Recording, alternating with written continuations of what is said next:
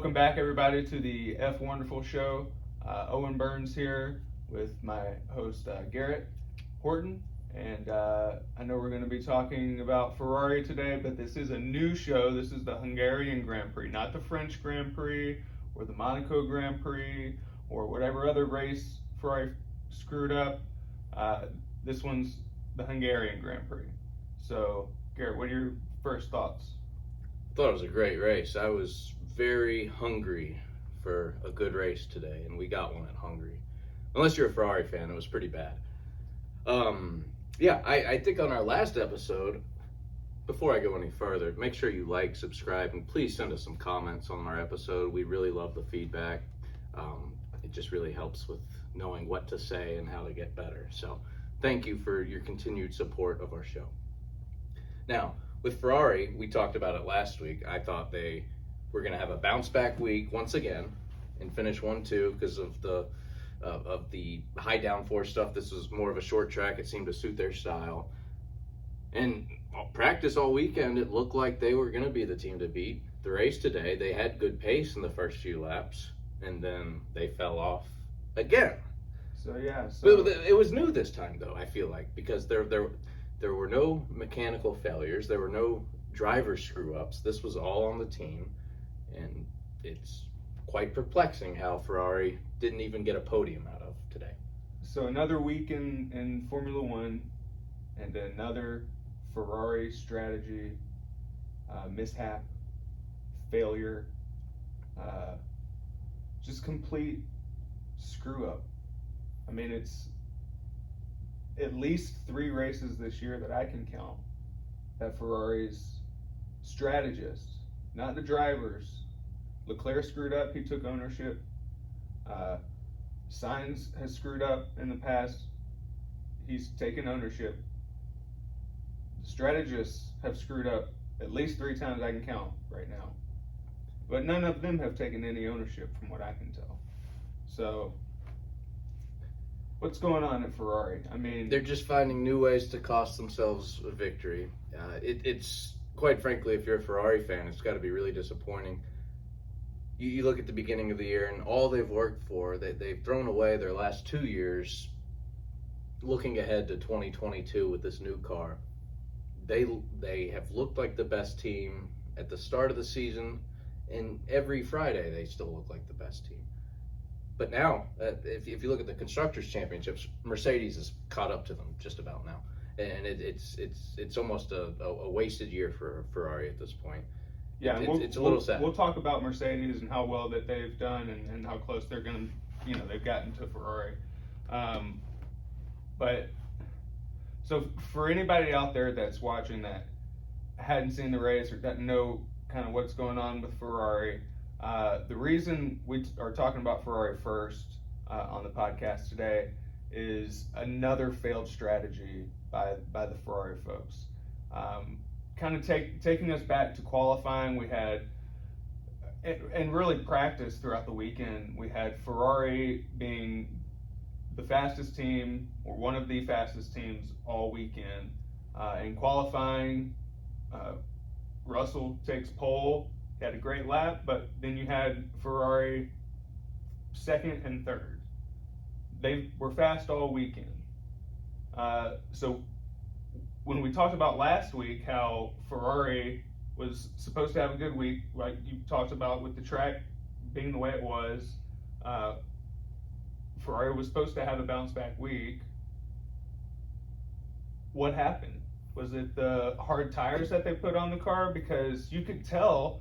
So they started out on medium tires. That's the thing. They started out on medium tires. I think that's where it all went wrong. In hindsight, it's easy to say that. So I don't really criticize them for that. I think where the problem was, if you look at Verstappen and Russell, that they started on red tires, and that ended up being the right strategy. All weekend I was hearing that it seemed like the red and yellow tires were going to be the way to go. And it was colder on the race day, which in theory means that those harder tires are going to work even less than they would have on a hot day. Yeah, because they can't grip the racetrack, Yeah. and then that's what happened. And not even Ferrari, but if you look at Alpine, and I think there was a couple other teams there, Haas, I think even with Magnussen, I think they were one of the first teams to try the black tires, and it didn't work for any team that ran them. Did Haas start the race on hards? I don't remember if they did or not. Magnussen had an early pit stop and put on black tires, maybe. Okay. Very early, but I know the Alpines were pretty committed to running the Yeah, hard well, the tires. Alpines did a one stop, and when they put on the hard tires, like 10 laps, 15 laps before Ferrari decided to pit Leclerc and put him on hard tires, their strategy was a one stop. They were putting on the hard tires. It didn't work. You could tell how slow they were in the first, 10, 15 laps, and it didn't help them throughout the race. I mean, I think they ended up where they started from, basically. But you could tell those hard tires were not working. They were the, what do you call it in science? You have a control. They were the control, right? You could tell those hard tires were not working. And what Ferrari do? They decided, well, let's take the ones that aren't working and let's put Leclerc on those for 30 laps. And again, in hindsight, it seems like it's easy to say now that the black tires weren't going to work. They had reference from Alpine and other teams that were using it that maybe it would. But I think where they really made their mistake was when Leclerc had just taken the lead from Russell. Yeah. I think it was around the halfway point. That was a pretty good battle, by the way. It was. It was at that moment, though, I thought the race was over. I thought Leclerc was going to check out. Take away. Not too many laps later, he came into pit for the black tires, and that's where it went all wrong. There was no need for them to do that. And Ferrari screwed up Sainz too. They pit Sainz like 17 laps into the race on medium tires. They were pitting Sainz with everybody that had started the race with red tires, with the soft tires. I mean, you could have gone at least another 10 laps on those, right? Probably. But again, I'm not on the strategy team for Ferrari, but I think we both. Maybe we should. We talked about that last week. I think we're both in contention now to be on the Ferrari. I think we're team. both at least qualified. I sent in my resume yesterday to them, and I think after today it helps my case even more. Can you speak Italian? Absolutely. Grazie. That worked. Hey, that's Si. Oh wait, I don't know how you say yes. Gabagool. Maybe. Yeah, Tony Soprano. Yeah, I learned all my Italian from Tony Soprano. Yeah, I don't think he speaks any. I don't think he speaks any, so that'll tell you how much I know. Well, but. they it was just another disappointing weekend for them. That this was a race they should have won. They didn't even get a podium out of it. And Ridiculous. Now they don't even look like the second best team after looking like they were the championship contending team at the beginning of the year. Ridiculous. We do have producer Jamie behind the scenes here. Oh, producer Jamie. I forgot to mention him in the beginning, but he's behind the scenes. So. Did you have a Ferrari question? Yeah. So kind of going back to last week, you mentioned you expected this week to be a big week for Ferrari. Obviously, they didn't perform. It looked like they were doing fine, running 1 and 3 midway through the race, and then they kind of fell off. So my question is, as it relates to other sports, we're coming into the break here. Obviously, you've got what seems like failed strategy. Do we expect to see any changes over the break? Like, I know if I'm watching football or baseball or hockey or whatever sport it may be, if a team's not performing up to expectations, somebody's going to get held accountable. There's going to be a coaching change, a general manager, maybe a trade. Do we think we could see anything like that, a shakeup in Ferrari mid-season to maybe try to correct the ship in what's been a disappointing season? So I would say, as far as changes like mid-season, I know that in the past you've seen a lot of driver changes mid-season. I don't think Ferrari has a driver issue at all. I think both their drivers are fine. Leclerc is great. Sainz is really, really good. So no change needs to be made there. I think the obvious change would be strategy-wise, and I don't know how often those changes are made in F1, if Garrett knows. I think Ferrari fans are probably calling for Harold Ramis's head right now. Who is Harold Ramis? The technical director of Ferrari. Okay. Matteo. Matteo Binotto. Yes, who had to take a Why- bathroom break during the race. Oh today. my gosh! So yeah, he got up halfway through the race. Well, I guess right after they put Leclerc on hard tires, he got up, leaves the pit wall, goes in the back. Crofty's like, "Binotto's gone. We don't know where he is." I thought that was the end of it. Honestly, when I saw that he had left, He'd gone to quit his job, turn in his 2-week notice. Like, all right, guys, we screwed up again. Well, it wasn't. I'll take the blame. I'm out. It wasn't a good look until I found out later that he just had to take a bathroom break. And I'm like, oh, okay. So I think he's still going to be there. He had to go with. He's been with Ferrari for even back in the Schumacher days. He was, I think, just more at a mechanic level at that time. Ferrari. I mean, his fingerprints are all over Ferrari. I mean, if they're going to blame someone, if they're going to blame someone for it, it's going to fall on him. So I don't think they'll do anything about replacing him mid-season. Yeah. Although we have the summer break now. Has that ever happened before, though? I wonder. Oh, I'm sure it's happened. I know in other racing series it happens all the time. Yeah. If you need to make a change, then fire a crew chief or fire a strategist. I guess you're the strategist. CEO. Is that Benito's the CEO of like Ferrari F1 racing? He's like the Christian Horner or Toto Wolff, the technical director. Yeah. But he's been with Ferrari for a long time. I know there's. They're not getting rid of that guy. No, I don't think they will, and they can't put the blame on him strictly. But he's the captain of the ship too. So if someone's going to take the fall for it, it'll be him. I don't think they'll make any changes. And I'm going to wrap up the Ferrari kind of hate session we're having here by saying I don't hate Ferrari. I love Ferrari. I want to see them do well. I want to see them win races. I want to see them in the hunt for the championship. It's just really sad what we're seeing right now. Makes me question the leadership at Ferrari, and it's got to get better. It goes to show you, though, it's a hard game to play. But we'll move on to our race winner, the second biggest story of the day, or first biggest story of the day, Max Verstappen. How about that? Going from 10th on the grid, he had some issues in qualifying that caused his engine to not work. He had no power in Q3, so he qualified 10th. I think he did take a new power unit, if I'm not mistaken, before the race. I don't think he did. He would have gotten a penalty. No. Pierre Gasly on Toro Rosso did. So I'll correct you. So he did take a power unit. I remember them talking about this, and I'm not mistaken. So he took a power unit, but it was not.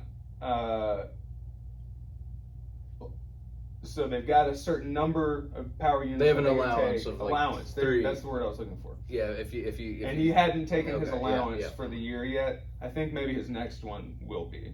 Okay. Well, I'd love it if he started 10th of more races. I think it spices things up. This was the first time this was the furthest back that he's won from. I think this. I was nervous. His worst starting position where he won a race prior was 4th. And Perez, his teammate, started 11th.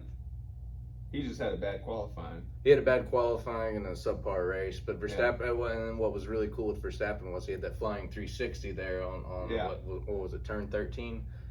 I thought that was really going to mess his race up. Well, he didn't lose much time. So he starts 10th. He makes his way through the field, passes the Alpines and the Mercedes, and does his strategy. Started out on soft tires, and then did medium and another medium, long medium, to end the race. But so he made his way through the field and passes Leclerc. Leclerc pits for the hard tires, passes Leclerc, does the 360, and then passes Leclerc again. And Ferrari still had him out on hard tires. Not to do more Ferrari hate, but come on, bro. You sound like a frustrated Ferrari fan. Man, I know you're not, but I think you're the voice of a lot of Ferrari fans there. But going back to Verstappen, it did look like when he spun out, your first thought is, oh man, he just messed that race up, wore out, probably ruined the flat spot of the tires. But how little time he lost in doing it was amazing. Leclerc did get by him, but I think he only lost that one spot. it was just a couple seconds behind him after all that was all said and done. And then I think within the next 3 laps, he got by him again. Yeah. And then he ended up winning the race by 10 seconds. So it was quite a run to see that. Like I said earlier, I think it'd be really cool if Verstappen didn't start up front every race, just so we could have that.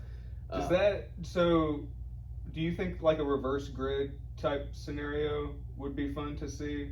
I'm not for. Yes, it would be a blast. It would be fun to see. Do you think it'd be maybe if they did an all-star race or something where it wasn't or it an didn't official mean anything? Yes. Yeah.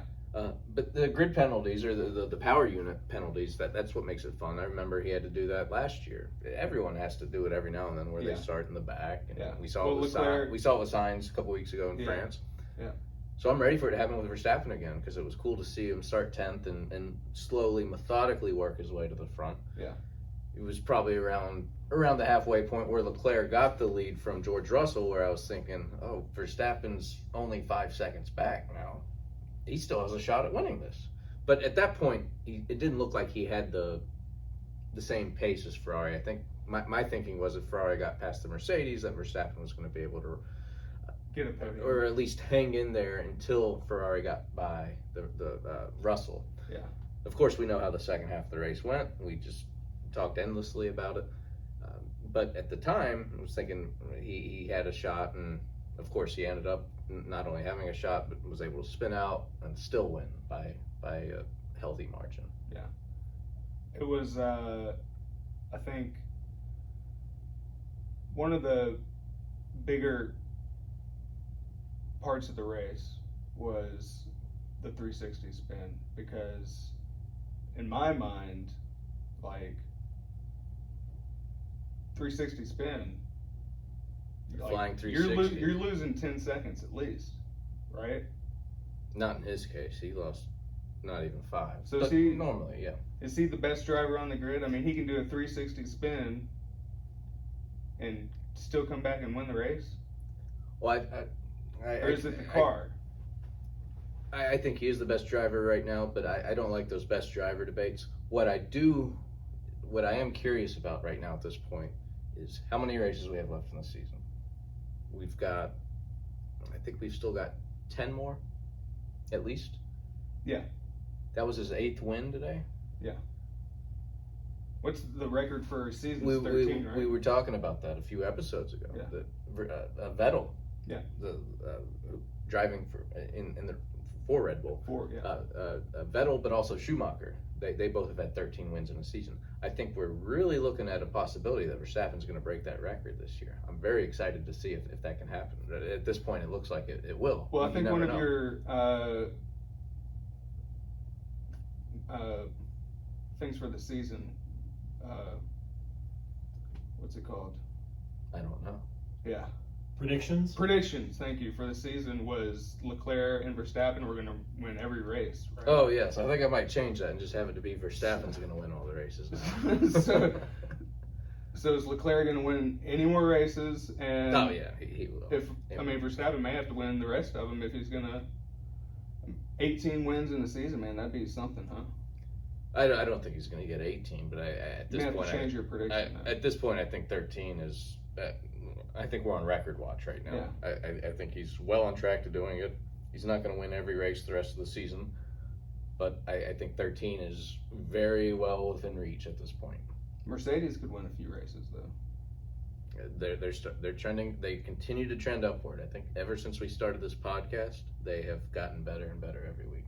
Does that mean we need to stop the podcast to stop the Mercedes? I like parody, so no, absolutely not. No, I do like the fact that there's. I'm pulling for the Mercedes 3 comeback. I think that's great. In the hunt for wins these days. It's good to make Toto Wolff relevant again, Lewis Hamilton relevant again, and see if George Russell can get that first win of the year. So maybe Verstappen and Leclerc won't win every race. Maybe it'll be Verstappen and a couple Mercedes drivers sprinkled in now. Yeah. So let's move on to Mercedes. So Russell was on pole, right? Which was quite a surprise. I didn't see that coming. We've got 3 teams now battling for wins. Well, 2, I guess. You've got Mercedes and Red Bull now instead of Red Bull and Ferrari. Well, we know Ferrari's going to screw up, so they're not really battling for wins, but they're fast enough, so they're up there, and it kind of provides some quality TV entertainment. But no, Mercedes has done a lot better recently. Looks like they're a lot faster. Another 2 on the podium today. Since Canada, have you seen Lewis Hamilton's numbers? Third, second. He's quietly on a 5-race podium streak. Yeah. And It's impressive. It seemed like all the talk had been how bad he was earlier. We go on about that each week, I feel like, but slowly, surely, they are getting better and better each week. They're starting to lead more and more laps. They got their first pole of the season with Russell, which was quite a shocker, I thought. I thought it was a huge shock. Yeah. But then come green flag, I mean, Russell led the most laps today. So he obviously he didn't end up winning it, but he showed that Ferrari wasn't going to just pass them right away, and that they stayed in there. Lewis Hamilton had good race pace, even better race pace than Russell, and of course the Ferraris. Yeah, so I think with Mercedes, you've got they're just still continuing to get better. They're getting more laps each week. And now they've got their first pole. We're seeing Toto Wolff more. You saw that smile on his face. He was very excited. This is the first time I've seen him smile Russell, probably since October or November last year. It's been a while. Yeah. So I'm sad. I'm glad to see him get out of his depression. And then Hamilton's smiling a lot too these days. He's very happy with those second place finishes, which last year obviously he wouldn't be. No. But it's good to see them. It's a mid-season comeback. I feel like, if you will, they are, like I said just a minute ago. I feel like they are. If you look at the constructor standings, they have caught up to Ferrari, and I think they might be the second best team now at this point. I think they don't mess up. Sorry, I was just going to say they haven't messed up like Ferrari at all. They haven't had the speed all year, but the speed is now coming, and they're not messing up like Ferrari. Yeah, like you mentioned, they've got the reliability. They've got the strategery. They've got the is that the word, strategery, right? I think strategy. Yeah, strategy. They've got the cars getting better. They've got the drivers. They will be in front of Ferrari at the end of the year for the constructors. I mean, I don't see any reason why not.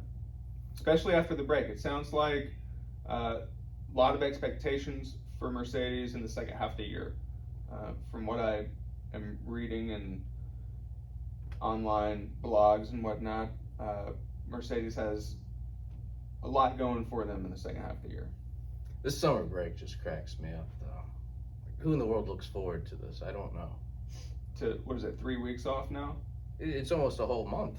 Yeah. I can see why the drivers are looking forward to it, but they call this the summer break. I saw Leclerc commented that it's something about before the holidays. It's like, oh, this is a holiday now? Like, who in the world's celebrating this? Not me. That's what Europeans call vacation. Oh, okay. Shows what I know. Yeah, I'm going to go on holiday, right?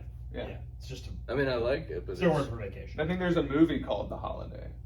I'm sure there is. Oh, yeah, with Jack Black. Yeah, Jack Black's in it. I haven't seen it, but I've heard about it. They switched houses or something. One of the people from Europe, I think, and then an American lady switch houses. Okay, is it there? So they go on holiday. So it's their summer break, if you will. Yeah. Okay. Yeah. So Well, maybe I'll watch The Holiday during F1 summer break. I've got a lot of. So F1's doing I've got some time to kill now, so I'll watch The Holiday. Producer Jamie wants us to wrap up The Holiday. All right. Okay. He's not interested in the holiday movie, okay? But F1 is going on holiday, so it's very apropos. Very apropos, indeed. If I even use that correctly. I think so. Sweet. You did. There's a thumbs up from producer Jamie. So That's wonderful. Speaking of going on holiday, Vettel's going on a permanent holiday from F1. So that was the big news this week, right? He is retiring. And the F1 community is very sad about Vettel retiring. I think everyone's sad about it. We were talking just last week if he's going to fill in the McLaren ride next year, and now we know that we can eliminate him from that. But yeah, it's cool to see all the respect that other drivers are giving him after he made that announcement. Yeah. it took him to retirement to get an Instagram account. I think that's kind of funny that he got an Instagram just solely to make his retirement announcement. He gets an Instagram and everybody's excited, and then his first post is, "I'm retiring," and everybody's sad. Well, the way it went for me was I heard he was retiring, then I heard he made his announcement through Instagram. That's what happened to me, yeah. And so, of course, I gave him a follow, but it's like I don't expect him to post anything. Yeah. But going back to the Vettel thing, it's sad to see because he was a dynasty, and he's kind of what Verstappen is now. 4 world championships, tons of race wins. I don't even know how long he's been in the sport. 50 plus wins. Yeah. He started. I think we should have had these stats ready, but his first race was in 2007. He got his first race in 2008 at Monza. yeah. He had 38, I believe 38 of his wins were with Red Bull. Then I think he had like 15 more with Ferrari. So that puts him 3rd or 4th on the all-time wins list. I think 3rd. I think he's ahead of Alan And Prost. 4 championships puts him on like 2nd or 3rd on that list, right? Or 3rd, I guess. Or Fourth. Yeah, there's obviously Lewis Hamilton's got 7, tied with Schumacher. Yeah. Then Juan Manuel Fangio, I believe, has 5. So that 4th puts him in a tie for Fangio, that must have been a long time ago. long time ago, before any of us were born. Yeah.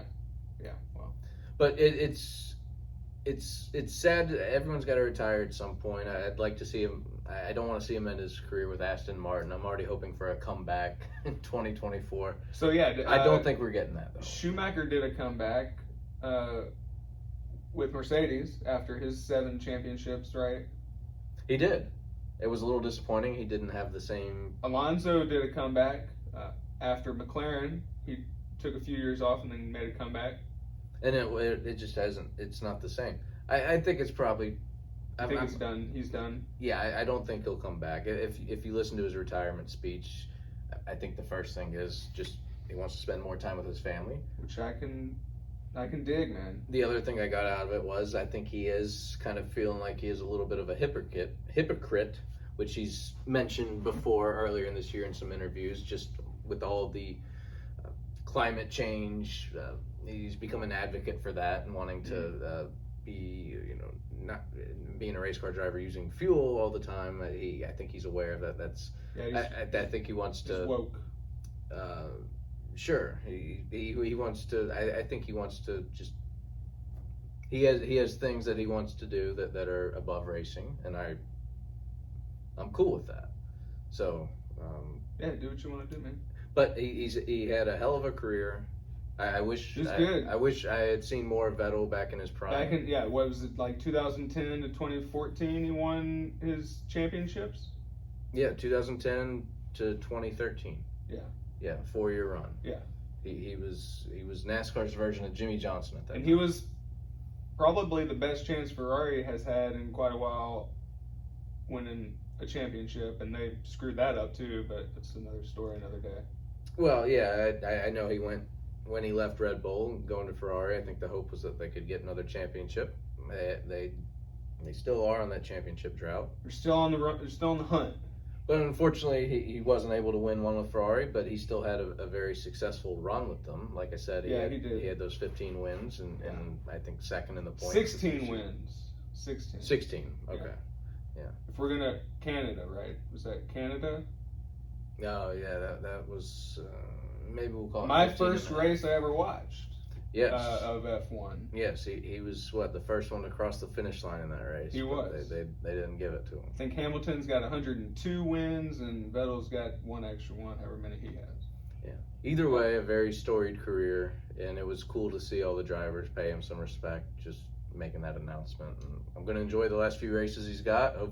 Hopefully he can get some points finishes. I don't think we'll see a win or a podium, but we saw one today. He was able to take the final point spot. Well, and Aston Martin had some upgrades this weekend at Hungaroring, and from my understanding, it was meant to give more downforce, and they were quick in practice. Didn't come to fruition in qualifying or in the race. They were still slow, but I had a little hope for Vettel there that he might get some points this week. What'd you see? He wrecked his car in practice, and then he was helping the crew out and handing Such a the good tools. guy, man. Such a good class act. He really is. He really is. He will be missed. He will be. Not many like Vettel. So we love Vettel, but we do have a mailbag we got to get to. And I think The mailbag returns. All right. Yeah, producer Jamie's got the mailbag questions for us. But we want to remind everybody to email the mailbag with your questions. Producer Jamie, how many questions do we have this week? We got 2 this week. We got 2 this week. We'd like to have episodes, maybe shows where it's a mailbag show and we've got 10, 15 questions we can run through. So send in your questions to the mailbag at F1Wonderful@gmail.com and we'll talk about them. So what do we got today, producer Jamie? Yeah, so we've got our first mailbag question of this week. This one's from Devin in Iowa, so we got an American.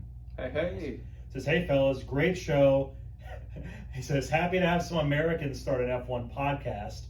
Everything else seems to be a bunch of Brits, which is fine, but I got some bias for America, he says. Anyway, my question for the show is, who are your favorite Sky Sports or F1 TV announcers for the races? Personally, this guy loves Brundle and Button. So, Garrett, why don't you start us off? Then, Owen, if you want to go, tell us who your favorite race announcer is and why. Brundle. Brundle by far is my favorite. In not just F1, but in any racing series. He is what helped me follow it more closely. I think he does such a great job explaining everything.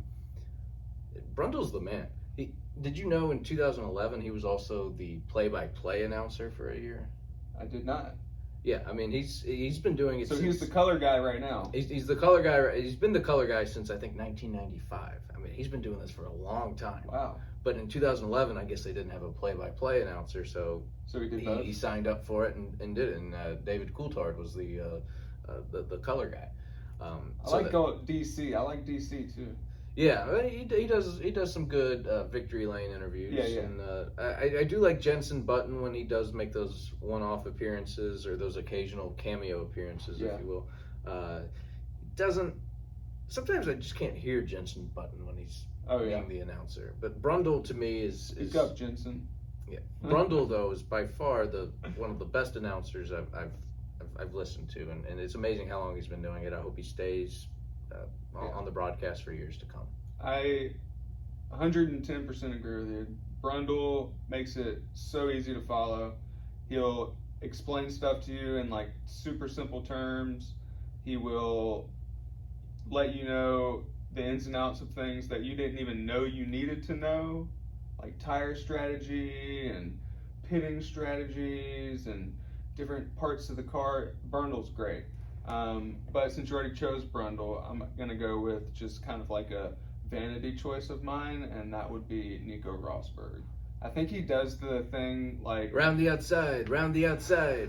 I think he is on like Sky Sports maybe once every 8 races or something, but every time he's on there, he cracks me up. Hilarious guy, gives good insight. Have you ever seen his YouTube channel? I have, actually. Really good YouTube channel. Just so when he goes on the broadcast, a lot of the times he'll talk about Hamilton, and it's always a little contentious because he beat him in the same car, same machinery, right? You know that, right? Because he'll tell you. He'll tell you. What he won't tell you is that he lost the other 2 years. Yeah, but he'll tell you that he beat Lewis Hamilton in the same machinery at Mercedes. But I think he's great. I love him. I wish we had more of him. So I'm going to go with Nico Rosberg, even though Brundle would really be my number one. Great question, Devin. Crofty, too. I don't think you have Brundle without Crofty. Or you can't have Crofty without Brundle. One of the two. They go together. They're great. Brundle's been around a lot longer. True. They're both great, though. We have another mailbag, Jamie? Yeah, we got one more. This one's from Sterling in Australia. It says, hey, fellas, love the show. Praying for big success for you guys. Question, and this goes back to your prior conversation, who should Aston Martin choose to replace Sebastian Vettel? Oh, that's a fantastic question. Who's starting off with this one? Go ahead. I haven't thought about it, so let me go ahead. Okay, so Sterling, great question. Thank you for your support. I was reading an article shortly after Vettel made his announcement that he was going to retire, some potential replacements for Vettel next year. One of the ones that stuck out was Alex Albon. I don't think it'll be him. I would love to see Alonso go there. It sounds like he might be out at Alpine after this year. So replace one legend with another. That's what I say. So some of the other ones I saw too that I thought would be interesting. Mick Schumacher. I don't think that'll happen, but there's obviously that bromance with him and Vettel.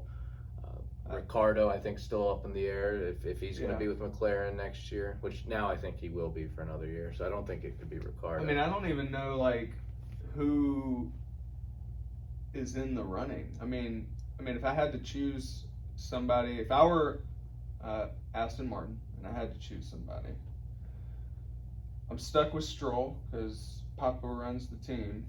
No, they're not stuck, but they, like you said, Papa runs the team, so they're stuck with Stroll.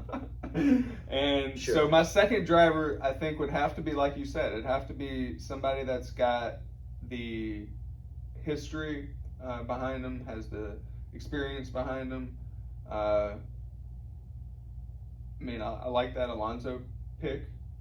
I like the Ricardo pick. I mean, if Ricardo's going to be out of McLaren and I'm Aston Martin, I'm scooping Ricardo up immediately. Because I don't think Ricardo has lost what it takes to drive. I think he just needs a different team. It depends too. I feel like they're the second worst team maybe this year. Yeah. At least on Saturdays for sure. They're terrible at qualifying. And then Ricardo can be like 15 on the car's merit, not on his poor driving. Well, yeah, I think for Ricardo going from McLaren this year to Aston Martin, it wouldn't be much of a downgrade. Yeah. But I think at least not on. I think for an established driver, if someone were to take that ride, it would be somewhat of a downgrade. Yeah. Going down. Good question from Sterling, and I like that name, Sterling. That's a cool name. It's a fantastic name. Jamie, do we have any others? That's all we got for this week. Cool. So if you're listening to us, send us your mailbag questions, f1wonderful@gmail.com. We get it, we like it, we will read it, and the fellows will discuss it. So please send us your questions. Cool, good stuff. I think our last segment for today is going to be our quick race review with our champ and chump of the week and our race rating. So something new that we're doing this week is going to be our race rating. We're going to do 1 to 5 star, just kind of what you would rate the race. 5 being an instant classic, 1 being a snooze fest, or Monaco. And we want to hear from you guys as well, so comment below in the comment section on YouTube with your rating for the race and your champ and your chump of the week. So let's start with champ and chump. My favorite segment. I love the champ and the chump. Do you want to do champ and chump, and then I'll do champ and chump, or do you want to do champs and then we'll do chumps? I think the way we've done it in the past is we'll start with our champs first, then go to the chumps. Cool. So who is your champ of the week? Well, we just talked about him. I'm going to have to go with Sebastian Vettel, just as a sentimental pick. But he was able to get a points finish today after starting, I think, 19th, worked his way up to 10th. So it was a very impressive run, and helping the team during qualifying this weekend when he crashed the car, or practice FP3 when he crashed the car, helping them out. It started off as a rocky weekend of practice, but then come race day, he had a great run to get in the top 10.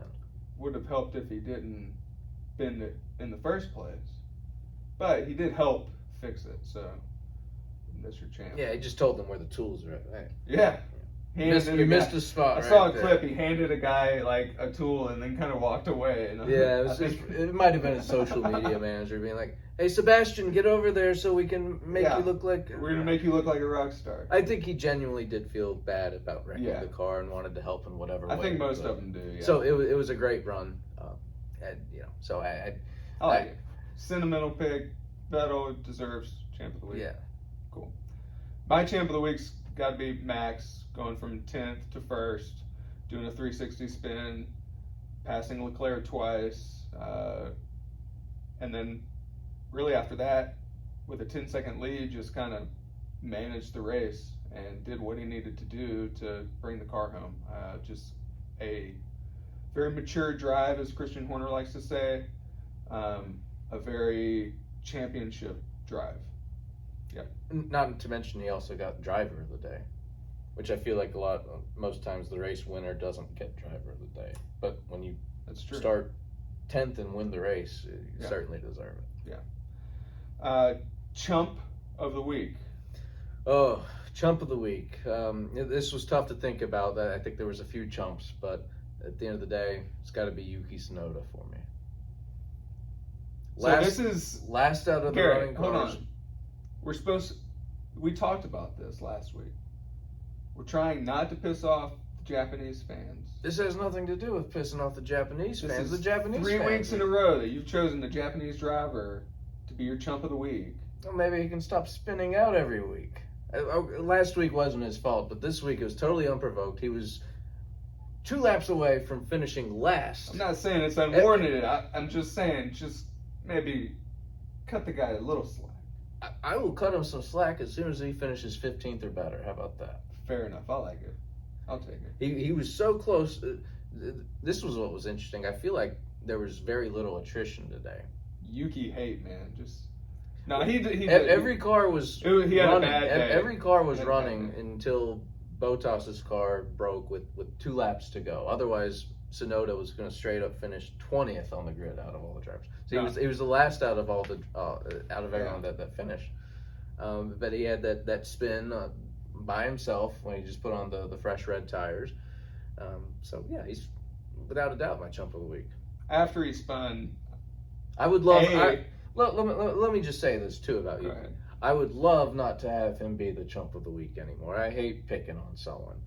So I'm really hoping he gets a points finish after the summer break, and I have no reason to make him my chump of the week. no, and I give you shit, but you're not picking on the guy. I mean, he's had 3 really bad weeks, and I'd love to see him out of the chump of the week category as well. But you got to get out of the category. I mean, who else could be your chump of the week? I'm curious to hear yours. Well, mine is, again, for the second week in a row, going to be a team instead of a driver. And this week it's Ferrari. Surprise, surprise, Ferrari, you're a bunch of chumps. Oh, so you're pissing off our Italian fans by picking on Ferrari every week. You know? No, the Tifosi are with me, bro. They want to see some change at Ferrari too. I'm not hating on Ferrari. I'm a fan of Ferrari. I like Ferrari to do well. I want Ferrari to do well. I need them to do well for F1, for the sport. They got to make a change. The biggest chumps of the week. I mean, you put Leclerc on hard tires after you saw for 15 laps the Alpine struggle on hard tires. The Alpine who did a 1-stop race, not the Alpine that did a 3-stop race like Ferrari had to do and stuck a hard tire in there for fun, I guess. No, they did a 1-stop race and they didn't move up or down in positions. I think they started where they finished, basically. Maybe after summer break we'll hear that Yuki Tsunoda has joined Ferrari. Well, Yuki's not going to be in F1 if he continues to do what he does, and Sounds neither like Ferrari should won't be. and neither should Matteo Binotto if he continues to do what he's doing. I'd say that's fair. So that's our chump. That's my chump of the week. Last thing we'll do before we kick everybody out is our race rating. This is the new thing with the stars. So 5 being the best race ever, 1 being the worst race ever. Monaco's a 0, so I think it's 1 to 5 stars, and then Monaco is like if it's 0 stars. Yeah. It wasn't a Monaco, that's for sure. I don't want to give this is our first time doing this segment. I'd hate to give it 5 stars, and I don't think it was a 5-star. Well, you have to have some room to grow, right? Absolutely. I don't even know that this was the best race this year either. I'm going to give it 4.5 stars though. Whoa. It's pretty high. We had 5 different leaders in this race. I don't know how often that happens. Not 5 different leaders. No, I'm not talking about 5 lead changes. 5 different leaders. multiple lap leaders, not based on, a tire strategy where they're at the back of the grid and they have hard tires and they're staying out so they lead a couple laps. Legit leaders, right? Right. Yeah, it was. I mean, it was lead change. I mean, there were some of it was through strategy, or just running long, but at the end of the day, it was 5 different drivers that all had the lead at one point, and it's rare to see 2 drivers have two different drivers having the lead in a race. So that was a rare treat. I think the only thing that I wanted to maybe see that wasn't there was a little bit more rain, but I think that could have made the product a little bit worse, actually, because it was pretty competitive with the tire strategy and Verstappen starting 10th. I think that really spiced things up, and I think that allowed us to have multiple leaders. Yeah, we don't get to see that too much. So 4.5. I think that's a pretty good rating. I'd have it up there with Silverstone as one of the better races of the season. Yeah, I'm with you. I thought it was a really good race, one of the best of the season. My star rating is going to be a 4 because I'm not going to go as gung-ho as you. But because I do think there's some room to grow. I think there's some better tracks that we'll see. But 4 stars for this one. It had all you wanted to see. It had a lot of passing for the lead. Had a lot of different tire strategies that started the race with different tires in the top 4 positions. You had, soft tires and medium tire strategies. So yeah, 4 stars. Really good race. Like Hungaroring. Can't wait for next year's race. Could have used some rain maybe, but kind of like you said, if the rain had come on the last couple of laps, it would have caused a lot of chaos that wouldn't have been necessary to make it a good race. It was a good race. You made a good point too about the passes for the lead, just the lead changes, being able to pass just in general. Yeah. I was concerned we were going to hear DRS train a lot today. We didn't. Cars were able to pass, as opposed to last year where I felt like Ocon led, I think, every lap just about after that rain delay they had. No one could pass him at that point. Yeah. So it was very encouraging to see that today, and it was a lot better than I expected. Cool. We like Hungaroring. We'll have a 3-week break, so let's plan on doing some You might see some bonus content additional from us. content. It's not going to be race review stuff, but we'll talk maybe a little bit more about the first half of the season. Maybe we'll do some games or maybe some more mailbags if we can. I think we may have an extended mailbag episode in the future. Cool. Yeah. So we'll do a lot of stuff over the break, and then after the break we'll be back for Spa race reviews. And so we're going to kick you guys out, but like the episodes, share the episodes, comment, click the subscribe buttons and the little alerts and whatnot, and follow F1Wonderful at Instagram. What do we have? Instagram. We haven't. We have to ask the producer about that, but yes, Instagram. Okay. No Twitter. So nobody cares about Twitter. All right. Bye, everybody. Appreciate you joining the F Wonderful show. We'll see you next time. Thanks, everyone. Enjoy the summer break holidays.